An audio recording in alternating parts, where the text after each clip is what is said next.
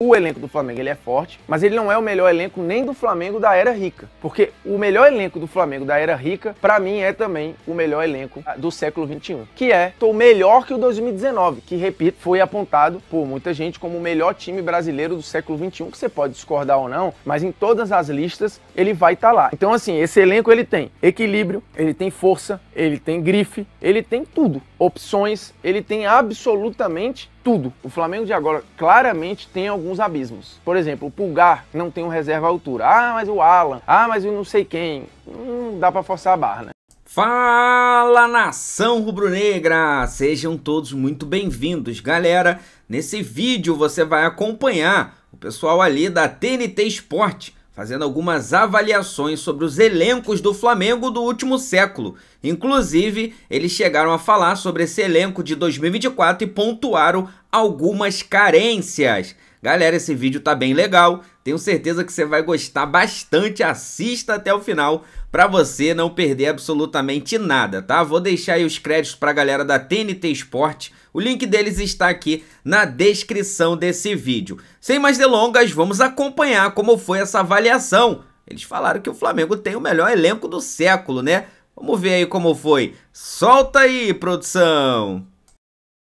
A gente precisa avaliar aqui opções, equilíbrio, expectativas criadas, estrelas barra grife, ou seja, nomes poderosos para a gente tentar chegar a esse grande elenco. Alguns times que tinham para mim um claro desequilíbrio, muito bons em alguns setores, por exemplo, Corinthians de 15, briga legal em algum momento. Você vai falando ali no gol, bom.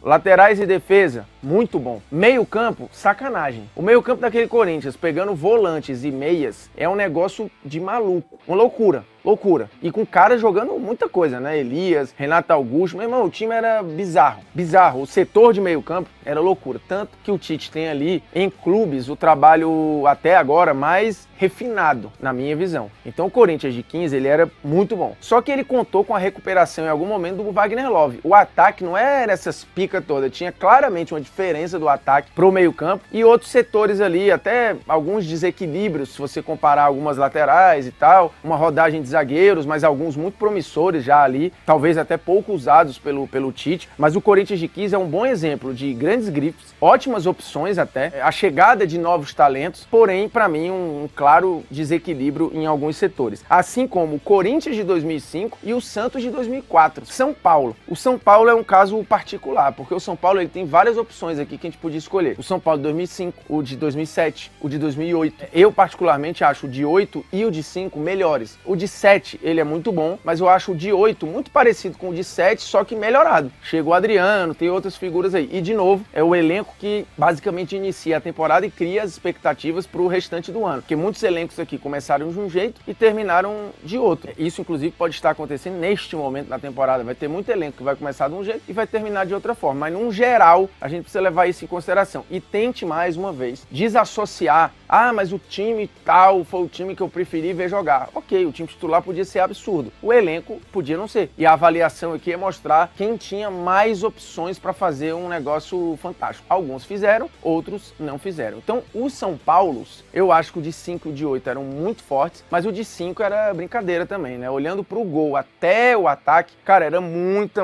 opção. E assim, gente começando, gente chegando, caras já prontos. Era um time muito equilibrado e muito bem distribuído, tanto que ganhou o que ganhou, né? Paulista, Libertadores e Mundial, e não foi por acaso. Era um time muito equilibrado. Talvez no quesito brilho, estrelas, naquele momento, o São Paulo perca para alguns outros aqui, mas eu acho que tinham menos amorosos do que poderia aquele São Paulo. Portanto, o São Paulo fica aqui a citação, mas eu acho que não vai levar. O Galo de 2013, muita gente lembrou, e de fato é um time muito forte, muito equilibrado, com muitas estrelas e jogadores consagrados, incluindo aí o Tardelli, o Jô, Ronaldinho Gaúcho, o sistema defensivo cheio de cara rodado e experiente, o meio-campo absurdo, com caras que já tinham ganho em outros lugares, né? Exemplo do Josué e tal, e garotos promissores chegando. Óbvio que o maior exemplo é o Bernard. Esse é um elenco que briga muito firme para ser colocado como um dos melhores. E às vezes a gente fala pouco do Galo de 2013. Na mesma época, o Cruzeiro teve dois ótimos elencos 13 times, né? O Cruzeiro de 13 e de 14. Não por acaso, é um elenco bicampeão brasileiro. Acho que o de 14, inclusive, é até melhor, né? Apesar do Júlio Batista já mais rodado e tudo, mas muito bom. Tinha outras figuras, o ataque também era muito bom. Mas claramente existe um abismo de alguns setores com os outros. Existia menos equilíbrio. O Cruzeiro de 2003 também é negócio de maluco. Os goleiros eram, acho que, menos equilibrados aqui que os do Corinthians, né? Porque tinha o Gomes muito acima, Arthur e André abaixo. Mas os laterais, Maurinho e Maicon, sim, o Maicon, que depois foi campeão pela Inter e já era muito falado na época. O Maurinho aqui era pouco falado, mas fez um campeonato loucura. E o Leandro, que acabou, acho que, quebrando o galho muito na lateral esquerda ali. A zaga tinha Cris, já muito elogiado, Edu, Dracena, Luizão. Aí tinha Batatais, Gosling e Gladstone, que também cumpriu o seu papel. No meio-campo, Augusto Recife, alçado a um nível muito alto pelo Luxemburgo. Felipe Melo, sim, com menos de 20 anos. Maldonado, que o Luxemburgo leva para todo canto. Jardel, Paulo Miranda, rodado, vencedor, já tinha ganho tudo antes. Claudinei e Martinez, muito talentoso. E os meias, Alexzinho, que já era o Zinho. Sandro, Wendel e Marcinho, que também é muito forte. Acho pior que o de 2001, tá? Do Corinthians, mas esse é muito bom. E o ataque, Aristizábal, Marcelo Ramos, que também já era rodado. David, Alex Alves e Alex Dias, dispensa apresentações. Mota e Márcio Nobre, que o Márcio Nobre também com rodagem. Esse elenco muito forte. Por enquanto, Corinthians de 2001 e Cruzeiro de 2003 e Galo de 2013, eles são muito, muito fortes. Mas tem um time que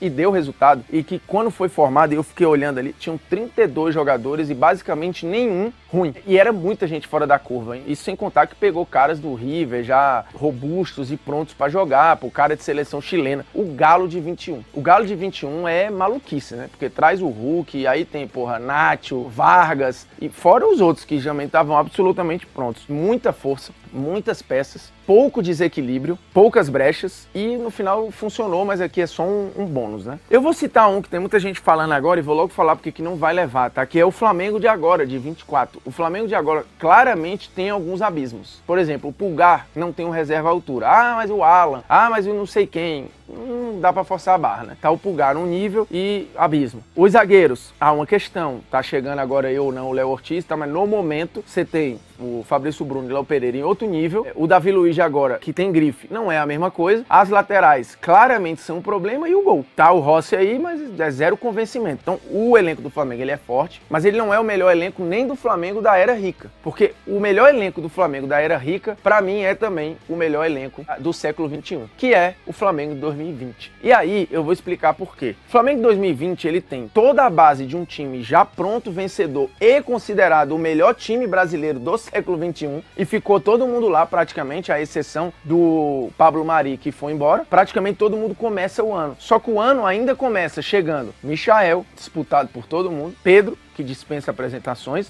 a contratação em definitivo do Gabigol. Você tem a chegada do Isla, que não funcionou, foi horrível, mas era lateral de seleção e tal, e era falado. Então, assim, tem que, de novo, considerar o que foi falado à época. E o Thiago Maia com rodagem internacional. Fora os moleques que já estavam lá e estavam subindo da base, todos muito talentosos, porque o Flamengo vinha de copinhas muito fortes. E a expectativa é de que 2020 teria um time tão bom quanto ou melhor que o 2019, que, repito, foi apontado por muita gente como o melhor time brasileiro do século XXI, que você pode discordar ou não, mas em todas as listas ele vai estar lá. E se esse time continua para o ano seguinte e ainda ganha vários caras fodas, esse time fica ainda melhor e ganha um elenco ainda mais robusto que praticamente não perdeu ninguém. Então, assim, esse elenco ele tem equilíbrio, ele tem força, ele tem grife, ele tem tudo. Opções, ele tem absolutamente tudo. Diferentemente de alguns outros aqui. Ah, mas deu menos resultado. Ah, mas não ganhou. Ah, mas não sei o quê. O programa não é sobre isso. O programa é sobre o melhor elenco do futebol brasileiro no século XXI. Tem vários candidatos absurdos. Dito isso, o Flamengo 2020, que é uma continuidade do de 19, muito melhorado. Logo, se o de 19 foi para muitos o melhor time do século XXI, e de novo aceito discussões, este time, que tinha algumas questões, ele pula para 2020 com mais peças e com jogadores melhorados. Porque acho inclusive que o Gabigol depois dali melhora, o Arrascaeta depois dali pra mim melhora, o Bruno Henrique depois dali pra mim melhora, o Felipe Luiz pra mim depois melhora e vários outros. Tanto que o início da temporada 2020, o Flamengo dá sinais, na minha visão, de que ia manter o sarrafo ali, e aí tem a saída do Jesus, tem pandemia, e aí a análise vai pro caralho, né? Mas enfim, aí.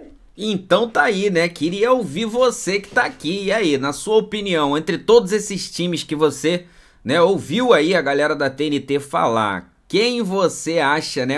Qual o elenco, né, que você acha que foi realmente o melhor elenco do século? concorda que o do Flamengo de 2020, né, tendo ali essas peças chegando depois do grande ano de 2019 como melhor elenco, né, ele falou aí, ó, que, né, mostrou que ficou toda a base de 2019, que ganhou tudo, absolutamente, quase tudo, né, e ainda completou ali com a chegada do Michael, com o Pedro e com mais alguns outros jogadores, né. Coloca aí nos comentários, quero saber a sua opinião, né, o que você acha, qual o melhor elenco do século 21, beleza? Então é isso, meus amigos, deixar aqui os créditos pra galera da TNT Esporte. Vou pedir a você que ainda não é inscrito no canal, se inscreva no canal, ativa a notificação no sino para você não perder absolutamente nada e peço a você na humildade, deixa aí o seu like, é importante para ajudar no nosso crescimento, tá? Daqui a pouquinho eu vou trazer mais novidades para vocês aqui. Tamo junto? Então fica ligado aí no canal, hein? Vou nessa, saudações, fui!